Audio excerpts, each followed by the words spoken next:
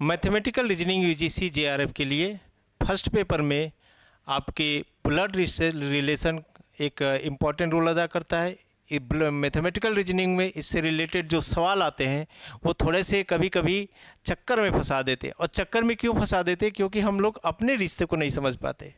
हाँ, खूनी संबंध कम से कम हम अपने पिता की तरफ के और माता की तरफ के इन रिश्तों को अगर समझ रहे हैं, जान रहे हैं, तो कुछ लोगों को देखिए, ये जो ब्लड रिलेशन के सवालों को उंगलियों पर करके बता देते हैं, वो लोग होते हैं जिनको संबंधों की बड़ी अच्छी परख होती है, जांच, और वो इस तरीके से इस आधार पे बता ले जाते हैं। अगर आप नहीं जानते हैं उन संबंधों के बारे में, आपको कुछ भी पता नहीं, कोई समस्या नहीं, आइए समझते हैं कि हम कैसे पता करेंगे। देखिए, जब हमारे रिश्ते हम डिसाइड करते हैं तो हमारे कुछ समकक्ष रिश्ते होते हैं। समकक्ष रिश्ते एक तो फीमेल का बनता है और एक मेल का बनता है।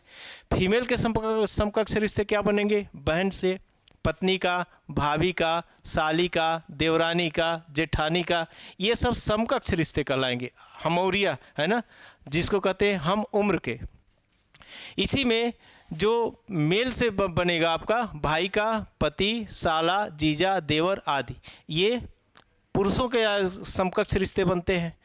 इसी प्रकार जब हम एक पीढ़ी पहले जाएं, यानी एक पीढ़ी पहले का मतलब हमारे पिता की सर्कल के जो रिश्ते होंगे, माता की सर्कल के जो रिश्ते होंगे, उसमें फीमेल में क्या आ जाएंगी? माता आ जाएंगी, चाची आ जाएंगी, बुआ, मौसी, सास, मामी आदि आदि। और पुरुष में पिता, चाचा, फूफा, ससुर, मौसा एंड मामा आ जाएंगे। ये हमारे पुरुष के रिश्ते होंगे। ठीक है, ये हम लोग भली बात जानते भी हैं। कहीं पे मान लीजिए भारत विभिन्न संस्कृतियों का देश है, परंपराओं का देश है, कहीं पे कुछ कहा जाता होगा, उसको आप लोग समझ सकते हैं। इसी को दो पीढ़ी पहले आप चले जाएंगे तो फीमेल में हम लोग किसका नाम लिखते हैं? दादी, नानी। और भी उसके पीढ़ी बाद पहले चले जाएंगे तो परदादी, परनानी पे चले आते हैं। इसी प्रकार पुरुष में जब जाएंगे तो दादा और नाना होंगे, या परदादा, परनानी पे चले जा सकते हैं, वहाँ तक जल्दी जाता नहीं है। फिर हम बाद के रिश्तों को देखते हैं एक पीढ़ी बाद, तो हमारी जो जनरेशन आने वाली है, फीमेल में क्या होगी? पुत्री है, भतीजी है, भांजी है।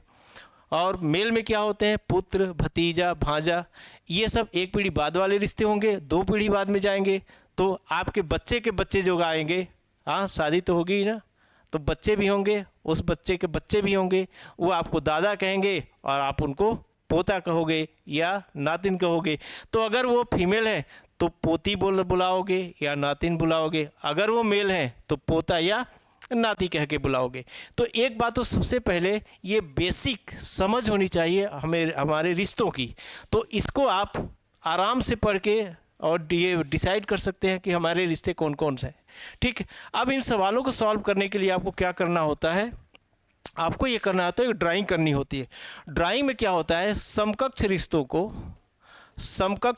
को आप एक लाइन पे ले जाएंगे, है ना। जैसे भाई बहन है, ए बी भाई बहन है, तो यहाँ पे ए बी को सर्कल में कर लीजिए, ए को ट्रायंगल में कर लीजिए। ये पहचान दिलाएगा कि ये मेल है, ये पहचान दिलाएगा कि ये फीमेल है। सर्कल फीमेल के लिए और ट्रायंगल मेल के लिए, क्योंकि यह भी कन्फ्यूजन कर देता है कभी कभी, आप डिसाइड नहीं कर पाते हो मेल है कि फीमेल है। कहीं कहीं पे खामोश रहेगा, बताएगा ही नहीं कि मेल है कि फीमेल है। तो क्या करेंगे? तो इसे पहचान बनाने के लिए इसको ट्रायंगल या सर्कल में कर लेते हैं। या मान लीजिए यहाँ पे सी हो गया और ये सी की पत्नी बन रही है, तो इन दोनों के बीच में प्लस कर दीजिए, नहीं तो पता चला कि बहन और पत्नी में अंतर ही नहीं रहेगा, तो बड़ा बवाल हो जाएगा भाई। तो ऐसे करेंगे। एक पीढ़ी बाद की सर्कल हम बनाएंगे, ऊपर की तरफ ले जाएंगे एक पीढ़ी के लिए। अगर मान लीजिए पिता यहाँ पे हैं तो उनको यहाँ पे दिखाएंगे, ठीक है।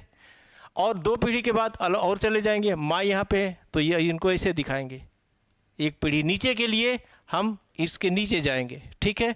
और यहाँ पे कोई भी हो, पुत्र हो सकता है या पुत्री हो सकती है। इसके नीचे जाएंगे दो पीढ़ी तो हम पोता या नाती को दिखा सकते हैं। तो ये अगर हम अपने ड्राइंग बढ़िया रखते हैं, ग्राफिंग बढ़िया करते हैं, तो ब्लड रिलेशन के सवाल गलत होने के चांस ही नहीं है। नहीं विश्वास है तो प्लेलिस्ट में वीडियो पड़ा हुआ है, देखना, प्रैक्टिस करना।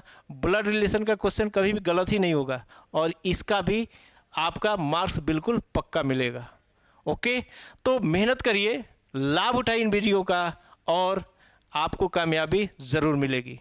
ओके, धन्यवाद।